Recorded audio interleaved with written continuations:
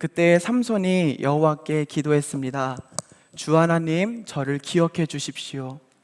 하나님, 저에게 한 번만 더 힘을 주십시오. 내 두 눈을 뽑아버린 이 블레셋 사람들에게 원수를 갚게 해 주십시오. 그리고 나서 삼손은 신전 가운데 있는 두 기둥을 붙잡았습니다. 이 두 기둥은 신전 전체를 받치고 있었습니다. 삼손은 두 기둥 사이에 버티고 서서 오른손으로 한 기둥을 잡고 왼손으로는 다른 기둥을 붙잡았습니다. 같이 읽겠습니다. 삼손이 말했습니다. 나는 이 블레셋 사람들과 함께 죽겠다. 그리고 나서 삼손이 있는 힘을 다해 몸을 굽혀 기둥을 밀어내자 신전이 왕들과 그 안에 있던 모든 사람들 위로 무너져 내렸습니다. 이렇게 해서 삼손은 살아있을 때보다 죽을 때 더 많은 사람을 죽였습니다. 아멘. 사랑하는 귀한 청년분들, 하나님께 쓰임 받고 싶으세요?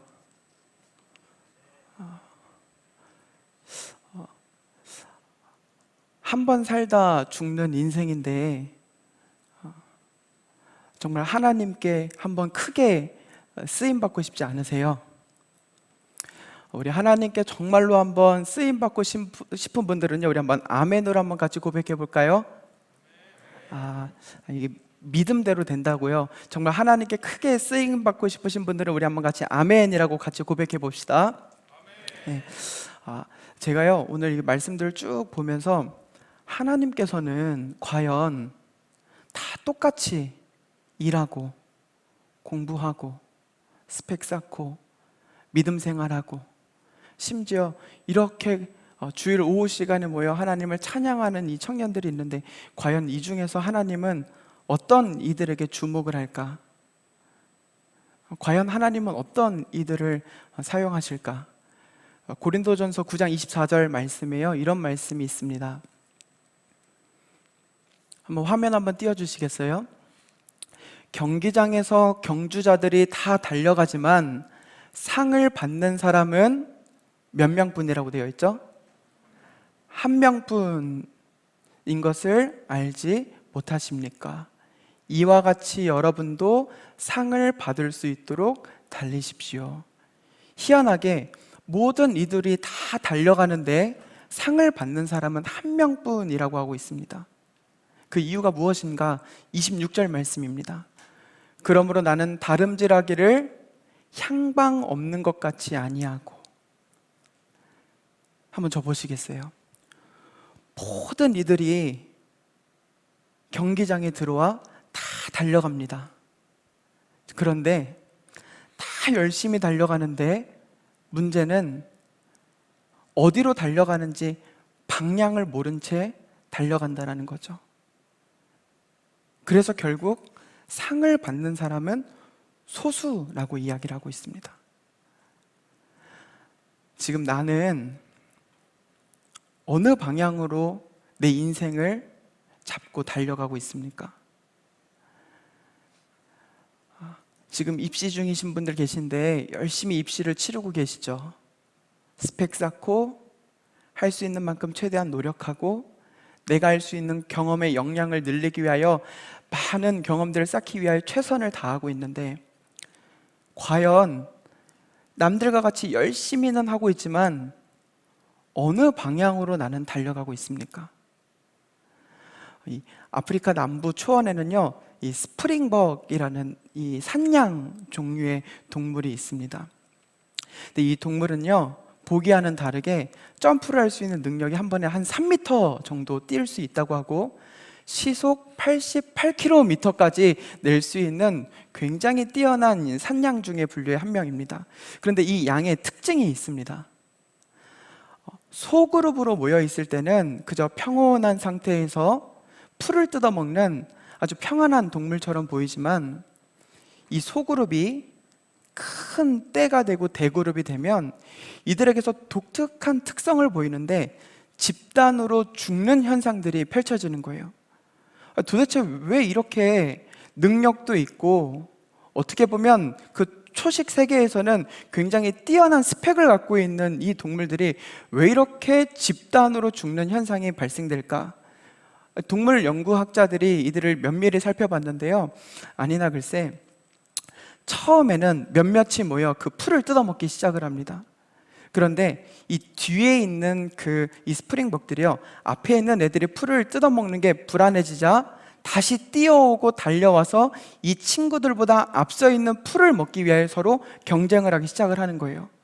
그 그룹들이 점차 늘어가면서 이 친구들이 뛰기는 뛰고 달려가긴 달려가는데 어디로 달려간지는 모른 채 그저 앞에 있는 애들보다 더 앞서가서 저 많은 풀을 먹어야 되겠다라는 그 생각만을 가지고 모두가 다 함께 달려가기 시작하는 것이죠. 어디로요? 절벽으로요. 뛰기는 뛰고 달려가긴 달려가지만 방향이 어딘지는 모른 채 모두가 다 함께 죽음의 길로 뛰어 들어가고 있는 겁니다. 사랑하는 귀한 청년 여러분, 지금 나는 어느 곳으로 달려가고 있습니까? 무엇을 위해 그토록 노력하고 있으세요? 무엇 때문에 그토록 기도하고 있으세요? 무엇 때문에 매일매일이 그렇게 답답하고 힘드세요?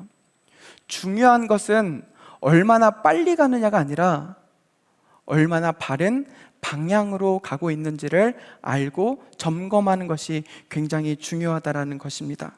그래서 우리에게 필요한 것이 있습니다. 지금 나는 과연 어떤 방향으로 가고 있는가? 우리 고린도전서 9장 25절의 말씀 한번 보시죠. 이게 우리가 달려갈 방향의 기준점이 될 것입니다. 경기를 하려는 사람은 모든 면에서 뭐가 필요하대요? 자기 절제. 우리 한 번 더 뭐가 필요하다고요? 우리 한 번만 더요. 뭐가 필요하다고요? 자기 절제가 필요합니다.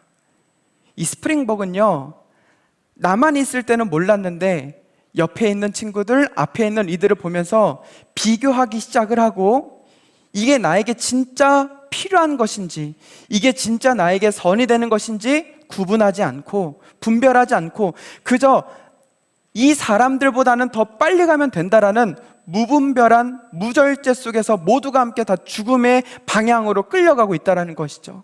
우리에게 필요한 것은 분명히 예수 그리스도께서 우리에게 알려주세요. 무엇이냐? 지금 나는 썩어질 것에 힘을 들이고 있는가? 아니면 썩지 않을 것에 힘을 들이고 있는가? 썩지 않을 것, 곧 예수님을 향하는 내 삶의 방향이 향하고 있다고 한다면 우리는 바른 방향으로 잘 가고 있는 것입니다. 아무리 세상의 기준으로 볼 때에는 늦어도, 아무리 세상의 기준으로 볼 때에는 더뎌도 괜찮아요. 왜요? 방향이 바르게 가고 있기 때문이죠. 하지만 우리는 썩을 것을 위하여 지금도 애쓰고 있고 답답하고 이것 때문에 괜히 공동체들 사이에서 주눅들고 위축되고 마음 가운데 답답함과 스트레스가 있다? 이것은 좋은 방향으로 가고 있는 것은 아닙니다. 왜냐하면 언제든지 예수님께서 오셔서 후 하고 불면 언제든지 사라질 수 있는 것이기 때문입니다. 자, 그런데 내 안에서 지금 내가 과연 바른 방향으로 가고 있는지, 내 에너지를 지금 잘못 쓰고 있는지 분별할 수 있는 아주 쉬운 방법이 있습니다. 그게 뭐냐? 지금 내가 무엇 때문에 속이 상하고 답답한지를 한번 생각해 보시죠. 그게 지금 내가 가지고 있는 가장 큰 약점이에요. 그리고 사단은 그 틈을 비집고 들어와 그 약점을 통해 방향을 흐트르기 위해 우리를 붙잡을 거예요. 내가 돈에 약합니까? 그러면요, 우리 돈에 있어서 모든 절제함을 없애버리고 사단은 그쪽으로 우리를 무너뜨릴 거예요. 내가 학력에 컴플렉스를 갖고 있습니까? 그럼 사단은요, 그 약점을 비집고 들어와 하나님이 원하시는 방향이 아니라 하나님이 원하지 않는 죄와 사망과 죽음의 길로 갈 수밖에 없도록 우리의 방향을 끌고 갈 거예요. 내가 이성에 약합니까? 사단은 그 틈을 비집고 들어와 하나님이 원하는 방향이 아니라 원하지 않는 방향으로 우리를 끌고 갈 수밖에 없도록 우리가 지금 이 상태에 있다라는 것이죠. 자, 이게 제 말이 아니라요, 우리 로마서 7장 말씀 한번 보시죠. 로마서 7장 말씀에 이런 말씀이 기록되어 있는데, 내가 원하지 않는 일을 행하고 있다면 그 일을 행하는 자는 내가 아니라, 여러분들 읽어주세요. 시작. 이 화면 띄워주시죠. 내가 아무리 주님을 위해 살 거야, 매 주일마다 이곳에서 결단하며 맞아, 나 예수 그리스도를 위하여 내 삶을 한번 던져볼 거야 라는 어떤 결단과 결심이 있지만, 이 교회 밖을 나가 내 일상의 삶 가운데 계속 무너지는 내 모습을 보며 우리는 자책하고 넘어질 수 있지만, 오늘 바울께서 뭐라고 말하냐면, 우리는 그 일을 원하고 주님이 원하는 방향으로 가고 싶지만 안 되는 이유가 뭐냐면 내 안에는 죄가 있기 때문이라는 것이죠. 우리 그 다음 말씀입니다. 사실 나의 속 중심에는 하나님의 법을 즐거워합니다. 그러나 나의 몸의 여러 부분들에서는 다른 법이 작용하고 있습니다. 그 법이 내 마음의 법과 싸워 나를 내 몸에서 작용하고 있는 죄의 법에 사로잡히게 합니다. 그러니까 쉽게 말하면 우리 안에서는요, 지금도 내 안에서는 하나님이 우리를 원하는 방향으로 끌고 가고 싶은 성령의 법과 하나님께 쓰임받지 못하도록 막는 사망의 법, 이 죄의 법이 오늘도 우리 안에서 충돌하고 싸우고 있다는 것이죠. 이때에 진짜 이 어두운 시대 가운데 하나님께 내가 쓰임받고 싶다, 내가 정말 하나님께 내 삶을 드려 하나님께서 주목하시는 삶을 살고 싶다, 방법은 하나밖에 없습니다. 우리 그 다음 27절 말씀인데, 이 말씀은요, 한번 내 심령에 새기는 마음으로 한번 다 같이 한번 큰 목소리로 읽어보시죠. 읽겠습니다. 시작. 나는 내 몸을 쳐서 굴복시킵니다. 나는 다른 사람들에게는 복음을 전했으나 정작 나 자신은 자격 미달이 될까 두렵습니다. 그토록 위대했던 바울도 하나님이 원하는 방향으로 가야 내가 쓰임을 받는데, 마치 내 안에 있는 죄성과 죄의 법 때문에 내가 하나님이 원하지 않는 방향으로 매일매일 가게 될까봐 그 두려운 마음 속에서 바울도 매일매일 자신의 몸을 쳐서 하나님께 굴복시켰다라고 해요. 그러면 우리는요,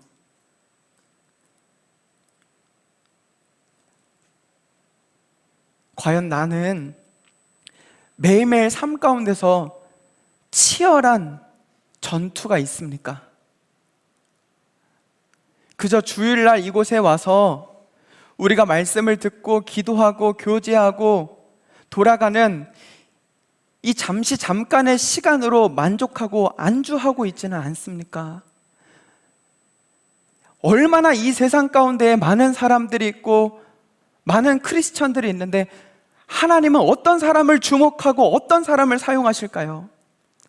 사랑하는 귀한 청년 지체 여러분, 우리는 이 어두운 시대 가운데 지금도 영적인 전쟁 가운데 있습니다. 그리고 하나님은 어떤 사람을 쓰시고 어떤 사람을 사용하실까 지금도 두루 이 눈으로, 큰 눈으로 살피시며 우리를 주목하고 있다는 것이죠. 한 번 살다 죽는 인생, 정말 하나님께 쓰임받고 싶지 않으십니까? 우리에게 필요한 것은 무엇이냐? 오늘도 내 몸을 쳐 주님께 굴복시켜 하나님이 원하시는 바른 방향, 결국에는요, 하나님이 나를 왜 불렀는지 부르심을 찾는 이 작업이 오늘 나에게 정말로 필요하다라는 것이죠. 이게 없으면요, 매일매일 삶 가운데서 우리는 요동해요. 주변에 있는 관계들이 틀어지면 마음이 요동하기 시작하고, 내 앞날과 앞길을 생각하면 어둡고 불안하여 다시 한번 내 마음이 요동하기 시작을 하고, 주변에 잘 나가는 지체들과 친구들을 보면 도대체 나는 왜 이렇게 무능하고 능력이 없나, 내 마음이 요동하기 시작을 하고, 주변에 집안의 환경들이 좋은 이들을 바라보면 나는 도대체 왜 이런 환경에서 태어났나, 불평과 불만 속에서 내 마음은 그저 요동할 수밖에 없다라는 것이죠. 방향이 흐트러지면요. 저는 오늘 우리 귀한 이 청년 여러분들에게요, 처음에는 바른 방향을 잘 잡았지만 잠시 이 방향을 잃어버렸던 한 사람을 소개하고, 지금 내가 만약에 방향을 잃었을 때 내 삶에 어떤 모습들이 나타날 수 있는지를 살펴본 다음에 방향을 잃어버렸을 때 다시 오늘 이 시간 여기서 어떻게 방향을 잡아야 되는지를 한번 살펴보도록 하겠습니다. 바라기는 방향이 흐트러진 하나님의 아들과 딸이 있다고 한다면 오늘 이 시간 하나님께서 우리를 향하여 바른 방향 잡아주시길 주 예수 그리스도의 이름으로 간절히 축복합니다. 오늘 여러분들에게 소개해 줄 인물은요, 바로 삼손이라는 인물입니다. 삼손. 명종이도 어렸을 때부터 그래도 이 삼손이라는 인물도 한 번씩은 다 들어보셨죠? 이 삼손이라는 이 인물이요, 처음에 하나님께 부르심을 받았을 때는요, 이러한 모습이었습니다. 우리 한번 사사기 14장 말씀을 보도록 할게요. 5절 말씀에 이렇게 기록이 되어 있는데요, 그는 블레셋 사람의 손에서 이스라엘을 뭐 하겠대요? 구원하는 일을 시작할 것이다. 하나님께서 삼손을 처음 부를 때요, 삼손의 방향은 무엇이었냐면 이스라엘을 구원하는 것, 이것이 삼손의 사명이었고 삼손의 목표였습니다. 하나님은 이 삼손을 쓰시기로 마음을 먹으셨는데 작은 일이 아니라 이스라엘을 구원하기로 이 삼손을 하나님께서 선택하셨어요. 선택하신 다음에 삼손에게 어떻게 하셨냐? 우리 그 다음 절 한번 볼게요. 여호와의 복을 받게 되었고 여호와의 영이 삼손 안에서 일을 하기 시작을 했습니다. 이게 삼손의 첫 방향, 첫 사명, 첫 소명이었습니다. 자, 그런데 삼손이 방향을 잃게 되자 이상한 모습들을 보이기 시작을 하는데 어떤 모습들이냐면, 자, 첫 번째, 방향을 잃어버린 사람은요, 내 삶 속에서 원초적인 반응을 습관적으로 보이게 돼요. 자, 대답해 주세요. 어떤 반응이라고요? 원초적인 반응입니다. 이게 무슨 말인가? 제가 먼저 결론부터 말씀드리냐면요, 원초적인 반응 중에 삼손은 성적으로 타락을 하기 시작을 해요. 말씀 한번 띄워주시죠. 삼손은 집으로 돌아와서 자기 아버지와 어머니에게 말했습니다. 딥나에서 어떤 블레셋 여자를 어떻게 했죠? 봤습니다. 그 여자를 저에게 데려다 주세요. 그 여자와 뭐 하고 싶대요? 결혼하기 싫으세요? 뭐 하고 싶대요? 결혼하고 싶습니다. 한번 저 좀 보시겠어요? 아무리 여러분 시대가 변해도 용기 있는 자가 미인을 얻는다라고는 했지만, 아니 글쎄 처음 보는 여자를 보자마자 부모님에게 결혼을 하고 싶다? 용기를 보자는 게 아니라요, 그 여인은 블레셋 여인이었습니다. 하나님께서 절대로 가지도 말고 교류하지도 말고 교제하지 말라고 경계선을 그어줬던 이방 여인이었는데, 삼손은 이 여자를 보자마자 결혼하고 싶다라는 마음을 먹고 끝내 부모님을 이겨 이 여자와 결혼을 해요. 원초적인 반응을 보이기 시작을 해요. 그 다음입니다. 이 결혼 이후에 어그러진 삶을 살았지만 그 다음인데요, 어느 날 삼손이 가사에 갔다가 한 창녀를 보았습니다. 삼손은 그날 밤을 그 창녀와 함께 지내기 위해 그 집으로 들어갔습니다. 성적으로 타락하기 시작을 해요. 그 다음입니다. 우리가 알고 있는 유명한 여자 들릴라가 나오는데요, 이 일이 있은 후에 삼손은 들릴라라는 여자와 뭐에 빠졌대요? 사랑에 빠졌습니다. 또다시 들릴라는 소렉 골짜기에 살았습니다. 보고 원초적인 반응을 느껴 사랑에 빠지고, 이 여자들 때문에 삼손의 삶이 나락으로 떨어지기 시작해요. 금사빠를 말하자는 게 아니라, 과연 삼손은 어떤 일을 결정하기 전에 하나님께 한 번이라도 묻고 하나님께 한 번이라도 대화했으면 좋았을 텐데, 모든 것을 원초적인 반응으로 이끌다 결국에는요, 매 순간마다 성적으로 타락을 하기 시작해요. 특별히 삼손의 이름의 뜻은요, 태양이라는 뜻을 갖고 있습니다. 그리고 들릴라라는 이름의 뜻은요, 어둠이라는 이름의 뜻을 갖고 있어요. 태양이 바른 방향으로 가지를 못하고 제 기능을 발휘하지 못하니 어둠이 찾아와 태양을 삼켜버리는 거죠. 우리가 각자가 하나님이 주신 사명이 다 있어요. 믿으시죠? 하나님이 주신 방향이 있고 어떻게든 하나님은 나를 쓰시기 위하여 나에게만 주신 길이 있는데 내가 그 사명을 잃어버리고 소명을 잊어버리고 방향을 잃어버리면 반드시 내 삶 가운데는 성적인 타락이 동반돼요. 이것이 문제인지를 알고 인식하고 끊어내면 괜찮은데 지금이라도 그 길에서 방향을 되돌이키면 괜찮은데 무뎌지고 익숙해지고 오히려 그것을 즐기는 때가 오면 하나님이 원하시는 방향과 가면 갈수록 거리가 멀어지게 될 겁니다. 지금 내 삶 가운데 혹시 성적인 부분에 있어서 하나님 보시기에 좋지 않은 부분들이 있다고 한다면 반드시 끊어내십시오. 반드시 이 결박에서 빠져나오십시오. 하나님은 우리를 사용하시기 위하여 원대한 꿈과 비전을 가지고 있는데 잠깐의 쾌락을 위하여 우리가 즐기고 하나님과 거리가 멀어진다고 한다면 이보다 허망한 삶이 없습니다. 사단은 우리들에게 물밀듯 계속 찾아와 원초적인 반응을 계속 건드려요. 재밌잖아, 즐겁잖아, 행복하잖아, 기쁘잖아, 잠깐만 눈 감으면 돼. 하지만 삼손은요, 그 잠깐의 원초적인 반응에 빠져 하나님이 주셨던 방향을 잃어버렸어요. 바라기는 우리 안에 이 원초적인 반응의 거리에서 반대 방향으로 가시길 예수 그리스도의 이름으로 간절히 축복합니다.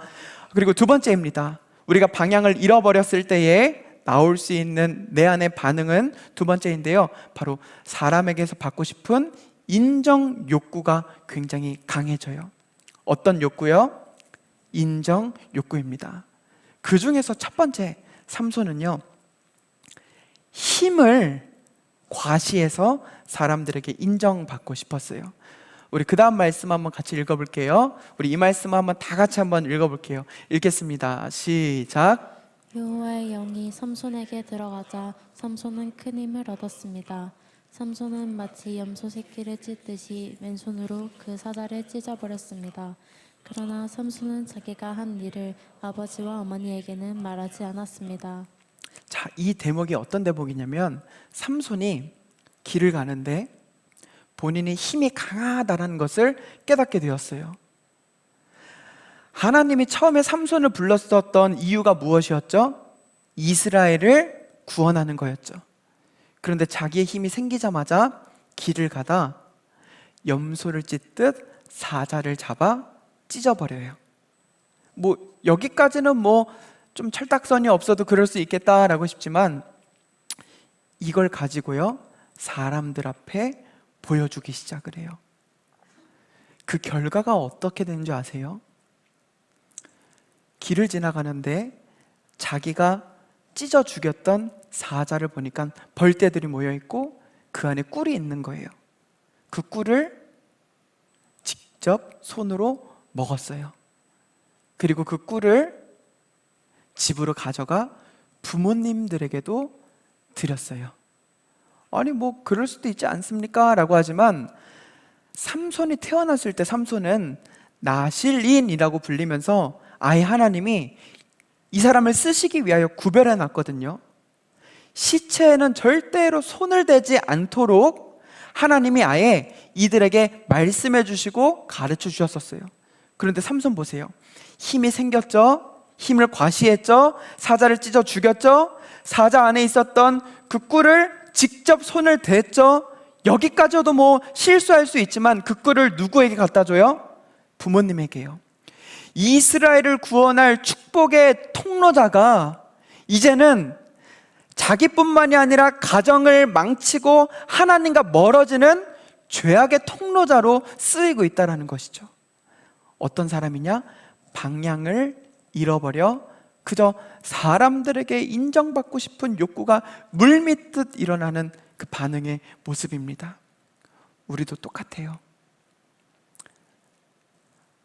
하나님이 나에게 주신 사명, 소명, 부르심을 찾지 못하고 알지 못하면 여전히 사람들에게 나 이 정도 되는 사람이야, 나 너희들에게 이런 대접받을 사람들이 아니야, 괜히 나타나 작은 거라도 뭔가 과시하고 보여주고 어떻게 하면 내가 이 사람들로부터 인정을 받을까, 그 욕구가 물밀듯 일어난다는 것이죠. 두 번째, 이 삼손은요, 지식을 막 과시했어요. 지식이요. 한번 그 다음 말씀 한번 띄워보시죠.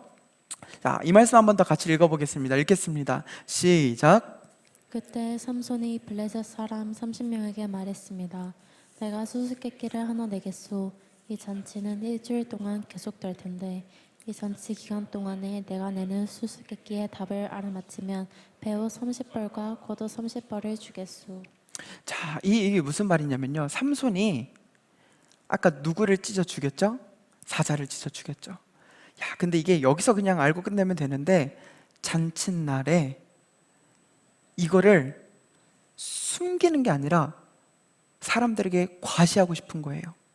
그래서 이들에게 수수께끼 문제를 내었어요. 지식도 별로 없는 사람인데 없는 것을 있는 것처럼 포장해서 사람들에게 인정받고 싶었죠. 그 결과가 어떻게 됐느냐? 수수께끼를 맞추고요, 자기가 사랑했던 아내를 친구에게 빼앗겨요. 그리고 그 아내를 되찾기 위하여 처갓집으로 갔지만 돌려받지 못해 분이 나서 여우 300마리를 꼬리를 묶어 밭에 불을 태워버려요. 그것 때문에 블레셋 사람들이 또 열이 받아 삼손의 장인어른과 아내를 죽여요. 그리고 삼손도 열이 받아 1000명의 블레셋 사람들을 또 죽여요. 잠깐 조금 지식을 과시하고 싶었던 이 욕구 때문에 이스라엘을 구원할 자인 삼손이 쓸데없는 힘과 시간과 인생을 낭비하고 있어요. 처음에 시작은 인정받고 싶은 욕구였지만 그 끝과 결과는요, 우리가 생각하지 못한 처참한 결과들을 가져온다는 것이죠. 이뿐만이 아니에요. 그 결과가 어떻게 됐느냐? 마지막에 이 삼손은요, 들릴라와 함께 사랑에 빠지지만 결국에는 자기 머리카락에 힘이 있다는 것이 또다시 누설되면서 머리카락이 잘리고 노예로 끌려가 두 눈이 뽑혀요. 그리고 다곤신을 섬기는 다곤 신전에 들어가 블레셋 사람들이 보는 앞에서 놀이객감으로 전락하게 됩니다. 첫 방향, 첫 사명, 삼손에 대한 첫 소명과 부르심은 하나님께서 이스라엘을 구원하겠다라고 이를 불렀지만 방향을 잃어버린 삼손의 마지막 모습은요, 두 눈이 뽑힌 채 세상의 조롱거리와 세상의 놀림거리가 되었죠. 이 알래스카에서 늑대 사냥하는 방법 중에요, 제일 효과적인 방법은 칼에 동물의 피를 잔뜩 묻힌 다음에 이것을 얼음에 꽁꽁 얼려둡니다. 그리고 이것을요, 한 가운데 두는 거예요. 그러면 이 피냄새를 맡은 이 맹수들이요, 살며시 다가와 이 얼음을 핥기 시작을 해요. 핥고 핥는데 시간이 지나면 얼음이 어떻게 되죠? 녹죠. 그러면 그 얼음 안에 있던 뭐가 드디어 도드라지죠? 피 묻은 칼이요. 그런데도 늑대들은 계속 그 칼을 핥고 핥다가 혀가 잘려 피가 모자라 죽게 되는 것이죠. 우리가 잠깐이라도 방향을 잃어버리면 원초적인 반응, 성적인 타락, 남들에게 잘 보이고 싶은, 과시하고 싶은 욕구들 때문에 얼마든지 내 영혼이 망가지고 있는 것을 깨닫지 못할 때가 많아요. 자칫 방향을 놓치면 우리는요, 세상에 내 영혼을 맡길 수밖에 없어요. 사단 마귀에게 내 영혼을 맡길 수밖에 없어요. 왜요? 방향이 없기 때문에. 나도 사랑받아야 되고 나도 인정받아야 되기 때문에 세상의 기준에 나를 자꾸 맞추게 되고, 사람들의 기준에 자꾸 나를 맞추게 되면서 나라는 사람은 사라지고, 하나님이 나에게 주셨던 비전, 하나님이 나를 부르셨던 그 꿈, 하나님이 나에게 소망하시는 그 계획은 온데간데 없이 사라지고, 세상의 계획, 세상의 소망, 세상의 모든 것을 걸고 거기에 맞추고 방향을 잃고 가다 보면 결국에는 스프링벅처럼 나도 모르는 낭떠러지 앞까지 갈 수밖에 없는 게 바로 우리라는 것이죠.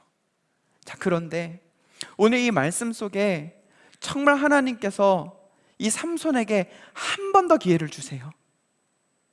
저는 오늘 이 마지막 우리가 읽는 이 하나님의 말씀이요, 혹시 우리 중에 방향을 잃은 자, 성적으로 타락한 자, 원초적인 반응에 빠진 자, 내가 갖고 있는 것들을 남들에게 보이고 싶은 욕구가 넘쳐나서 하나님이 주셨던 방향을 잃어버린 자가 있다고 한다면, 오늘도 하나님이 우리를 내치고 내팽기는 것이 아니라 어떻게든 애지중지 우리를 다시 불러 모아 우리를 쓰시기 위하여 마지막 이 소망의 말씀들을 주고 있거든요. 오늘 이 말씀이 내 말씀이 되기를 소망하는 마음으로요, 우리 그 다음 말씀 한번 같이 읽어보시죠.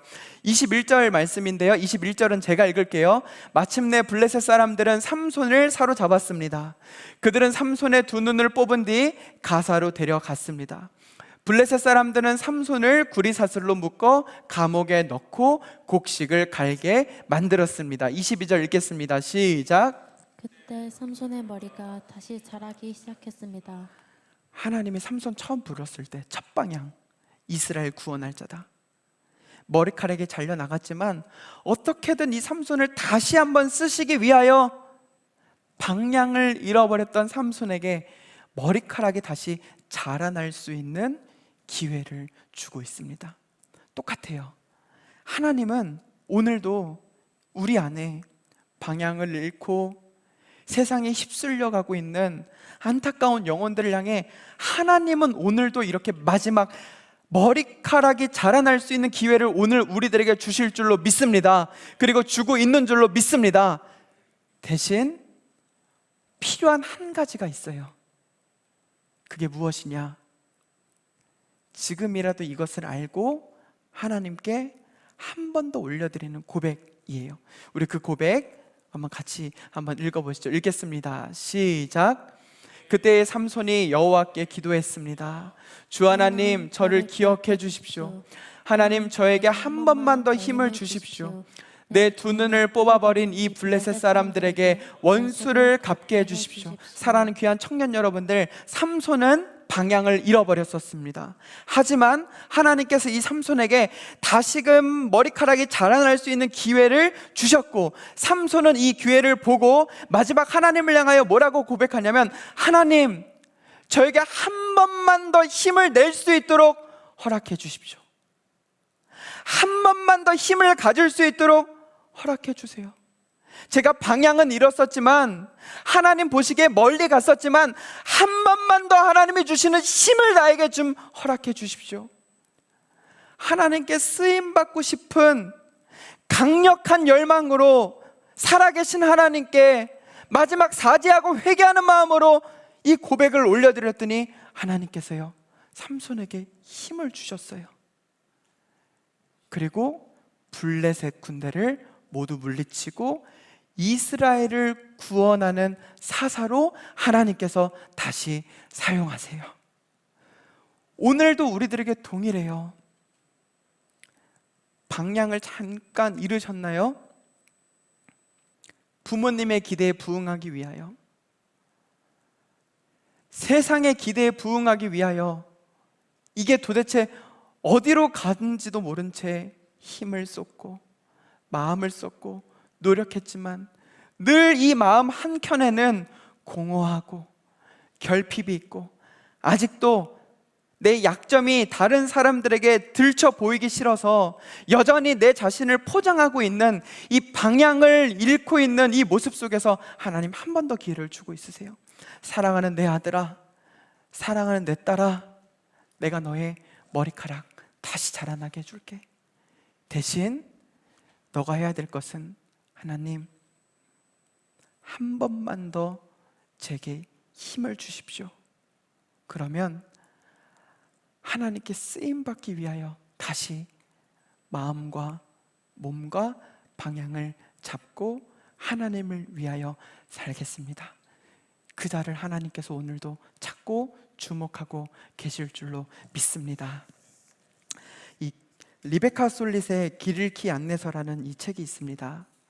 근데 이 책이 중간에요, 아주 재미있는 챕터가 있는데, 이 로키 산맥에서 그 구조대에 있었던 그 구조대원들이요 해주는 말인데, 많은 광야나 산속에서 사람들이 길을 잃어버렸을 때에 제일 생존율, 구조당할 수 있는 제일 생존율이 높은 사람의 특징이 무엇이냐면, 길을 잃어버렸을 때에 내가 길을 잃어버렸다는 것을 깨닫고 가만히 있는 사람, 이 사람이 구조당할 확률이 높다라고 해요. 왜냐하면 길을 잃어버렸을 때에 내 안에서 저기가 맞는 것 같아, 이쪽이 맞는 것 같아 판단을 하고 가면 대부분 가야 될 목적지와 멀어질 확률이 많아 구조되지 못하고 죽을 확률이 높다라는 것이죠. 이 사람들은요 자기 안에서 방향을 잃어버렸다는 것을 인정하지 않기 때문이에요. 동일합니다. 지금 나는 편안하고 평안하게 살지만 또 때로는 여러 치열한 삶 속에서 말 못할 고민들을 안고 살지만, 이게 중요한 게 아니라 사랑하는 귀한 청년 여러분, 어느 방향으로 가고 있습니까? 하나님은 한 분 한 분에게 다 쓰시기 위하여 사명을 주셨어요. 이것을 믿으십니까? 여러분들 한 분 한 분을 쓰시기 위하여 다 소명을 주셨어요. 이것도 믿으십니까? 여러분들 한 분 한 분을 쓰시기 위하여 매일매일의 삶을 다 하나님께서 미리 준비하시고 주관하셔서 우리와 동행하기를 원하시는 그 하나님이 계시니, 우리가 방향을 잃었다고 한다면 지금이라도 인정하고 주님께, 하나님, 저를 향한 하나님의 방향은 무엇입니까? 저를 향한 하나님의 사명은 무엇입니까? 제가 주님 나라를 위하여 해야 될 것은 무엇입니까? 하나님, 오늘 저에게 꿈을 주십시오. 비전을 주십시오. 세상 사람들의 기대에 부응하기 위하여 내 모습을 잃은 채 살아가는 껍데기의 모습이 아니라 진짜 하나님이 나에게 바라고 원하시는 그 하나님의 모습으로 살아갈 수 있도록 하나님 저에게 힘을 주십시오. 용기를 주십시오. 담대함을 주십시오. 특별히 제 안에 하나님만 믿고 신뢰할 수 있는 믿음을 더하여 주시옵소서. 우리 이 시간요, 우리 잠시 이 시간 동안 우리 같이 기도하시죠. 하나님, 지금 이 자리 가운데에 방향을 잃어버린 자가 있다고 한다면 주여 불쌍히 여겨 주시옵소서. 지금 내 삶 가운데에 원초적인 반응이 일어나고 성적으로 타락하며 남들에게 인정받고 싶어 나의 모든 것을 낭비하고 있는 인생들이 있다고 한다면 괜찮습니다. 이 시간이라도 지금부터라도 우리가 주님께 말씀드리고 회개하고 돌이키면 하나님께서 우리들에게 반드시 기회 주실 줄로 믿습니다. 우리 시간 하나님 이 시간 나에게 주신 이 하나님의 마음, 성령의 감동을 가지고 주님 앞에 말씀을 드리오니 하나님 저에게 바른 방향으로 갈 수 있는 성령의 축복을 더하여 주시옵소서. 이 시간 하나님 아버지 앞에 같이 기도하도록 하겠습니다. 하나님 아버지, 우리를 불쌍히 여겨주십시오. 긍휼함을 여겨주십시오.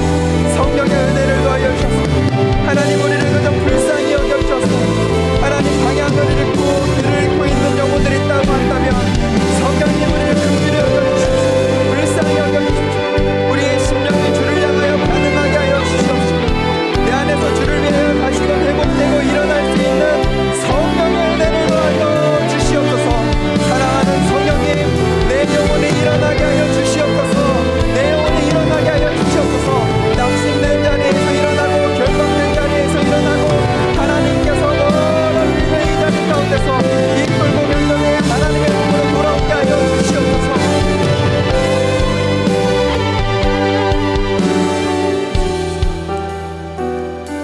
성령 하나님, 지금도 나를 사랑하고 계신 줄로 믿습니다. 나를 얼마나 사랑하셔서 하나님이 원하지 않는 방향으로 갈 수밖에 없는 우리를 오늘도 주의 말씀을 통하여 하나님이 원하시는 방향으로 갈 수 있도록 마음 가운데에 성령의 감동을 주셔서 감사합니다. 하나님, 부디 소망하기는 이 자리 가운데에 방향을 잃고 여전히 세상과 사단 마귀에 끌려가고 있는 영혼들이 있다고 한다면 주님, 마음을 어루만져 주셔서 하나님의 길로 방향을 재전환할 수 있도록 인도하여 주시옵소서. 이 시간부터 결단하는 마음으로 주님 앞에 고백을 올려드리오니 이 귀한 고백들을 주여 기쁘게 받아 주시옵소서. 예수 그리스도의 이름으로 기도 올려드립니다. 아멘. 우리 이 시간 살아계신 하나님께 방향을 바로잡고 재전환하기를 소망하시는 분은요, 우리 자리에서 일어나셔서 살아계신 성령님, 내가 가는 이 길과 걸음 하나님이 원하는 바른 방향으로 인도하여 주시옵소서. 우리 같이 찬양으로 고백 올려드리도록 하겠습니다. 믿음과 삶을 살아내는 실력이 너무나 다른 내 모습을 볼 때에 이 모습도 주가 사랑하실까. 자신 없는 내 모습 그저 주님 앞에 나 같은 자도 사랑하여 주시고 나 같은 자도 사랑하여 주시고 한 번도 나를 떠나지 않으셨네. 아멘. 믿으시죠? 아픔 속에 주를 작게 여긴 날 꾸짖지 않으시고 내 손 잡아주시네. 오직 주님 안에 두려움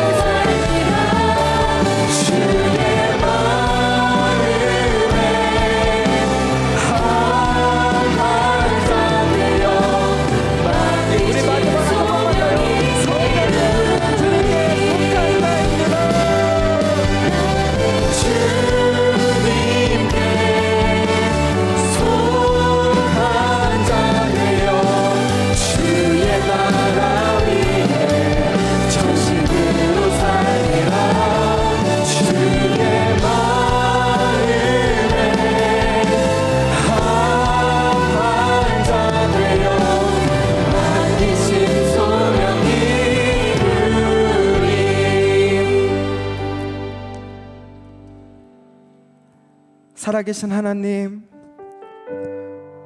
오늘 이곳을 주목하여 주고 계신 줄로 믿습니다. 주여, 먼저는 지금 이 안에 죄 가운데 거하고 있는 영혼들이 있다면 주여, 이 죄를 이길 능력을 더하여 주시옵소서.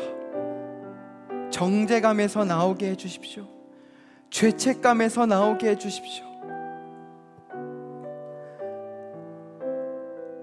모든 사단이 주는 결박이 하나님 끊어지게 하여 주시옵소서.